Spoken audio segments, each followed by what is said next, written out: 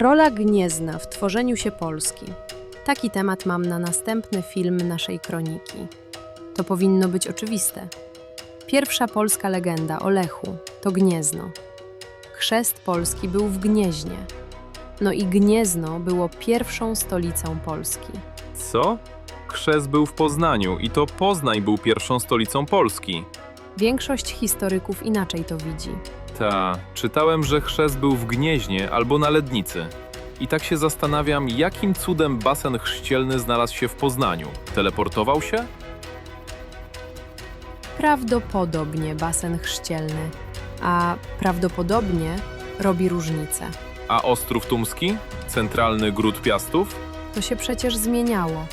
A korzenie Gniezna sięgają legendy o Lechu, pamiętasz? Ale to w poznańskiej katedrze pochowano Mieszka I, w najstarszej katedrze w Polsce. Ale to w gnieźnieńskiej katedrze Chrobry złożył ciało świętego Wojciecha.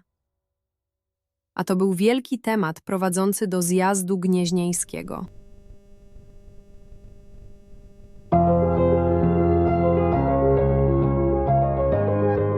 Zjazd gnieźnieński, obok chrztu Polski i koronacji, to jeden z kluczowych momentów budowania naszej państwowości.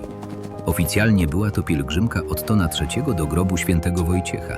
Nieoficjalnie plan odnowy Cesarstwa Rzymskiego jako federacji 4 krain: Galii, Italii, Germanii i Słowiańszczyzny, z Chrobrym jako władcą tej ostatniej. A Chrobry marzył o koronie.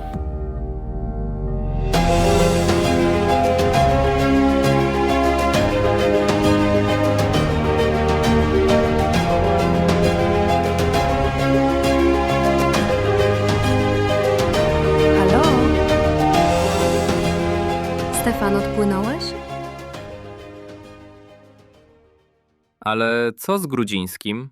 Bo bez niego film o Gnieźnie nie powstanie. Taki był warunek partnera odcinka. Byłam u niego dziś rano. Poszłam przygotowana. Sprawdziłam biogram pana Michała Grudzińskiego. Urodzony w Warszawie, a od lat 70. związany z poznańskim teatrem. Ma wiele nagród i odznaczeń. Grał w znanych serialach i fabułach. I do tego komandos. No, człowiek instytucja. Nie mam szans przekonać go do zagrania ze mną. Ale co mi tam szkodzi? Spróbuję. Chodź.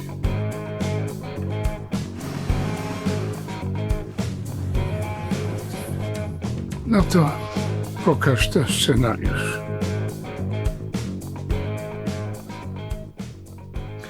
Dobra. To powiedz mi, jak AI ma grać z człowiekiem? To jest przecież jakiś plastik, martwe. No, Shrek też nie jest żywy, a budzi emocje.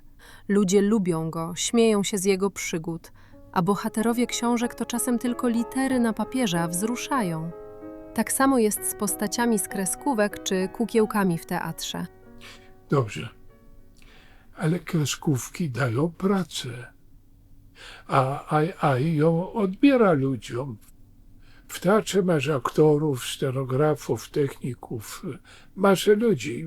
Wszyscy tworzą zespół. A w produkcjach AI masz jedną osobę, no, czasem kilka. I na tym koniec. To jest niedopuszczalna zmiana. AI, panie Michale, AI. Kombajny też zredukowały liczbę ludzi z kosami na polu, ale rolnicy nie zniknęli, tylko zaczęli inaczej pracować i zarabiać. No słyszałem już to, że świat się zmienia, że zamiast grać będę siedział w domu i użyczał twarzy. 20-letniej, 40-letniej, starej, jak będzie trzeba. Resztę ogarnie system.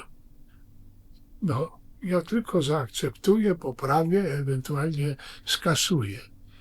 No, nowy model zarabiania, tak? Tylko że ja nie po to zostałem aktorem, żeby być własnym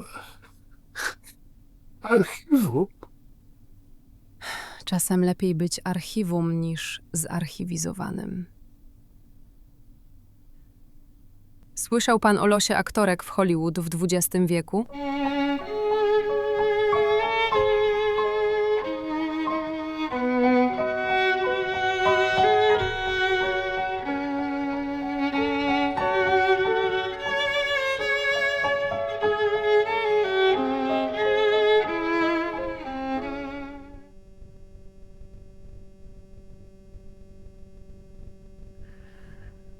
Po pewnym wieku były bezwzględnie odstrzeliwane z rynku poza nielicznymi wyjątkami.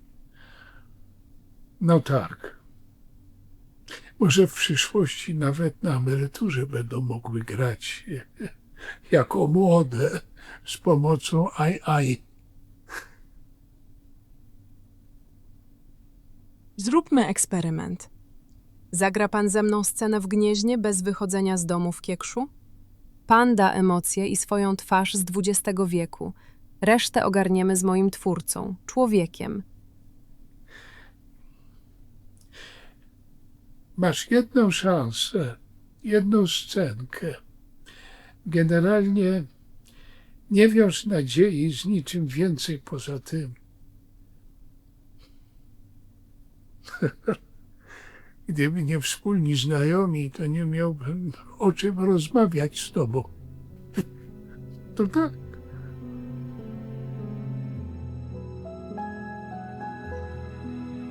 Jak po spotkaniu? Przekonałaś pana Michała? Zgodził się na jedną scenę. Po długiej rozprawie o sztuce bez AI. A ja chyba wiem, jak rozstrzygnąć nasz spór o pierwszą stolicę Polski. Dawaj. Znalazłem tezę, że wtedy stolica była tam, gdzie akurat przebywał władca, a Gniezno i Poznań były głównymi grodami Piastów. Czyli miałam rację. Pierwszą stolicą Polski było Gniezno. Może nie na wyłączność, ale jednak. Jak wrócę, podeślę ci pliki. Zmontujesz ten film?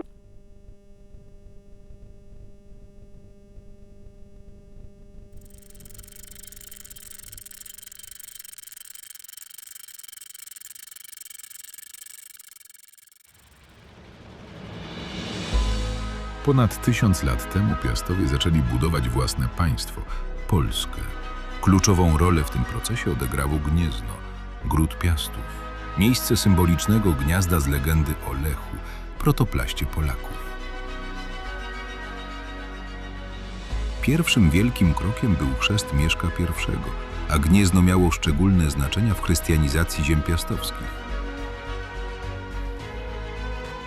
Drugim zjazd gnieźnieński. To tu Chrobry złożył ciało świętego Wojciecha. Do jego grobu przybył Otton III, który potraktował Chrobrego jak partnera cesarstwa, widząc w nim przyszłego władcę Słowiańszczyzny. Po nagłej śmierci Ottona i latach sporów z cesarstwem to w Gnieźnie odbyła się koronacja Chrobrego, trzeci wielki krok ku pełnej państwowości. Polska stała się niezależnym królestwem. Co prawda miejsce chrztu i pytanie o pierwszą stolicę Polski wciąż budzą spory. Pewne jest jednak, że Gniezno pełniło funkcje stołeczne i odegrało kluczową rolę w tworzeniu Polski. Potwierdzają to kolejne koronacje Piastów, a rangę tamtych wydarzeń czuć w Gnieźnie do dziś.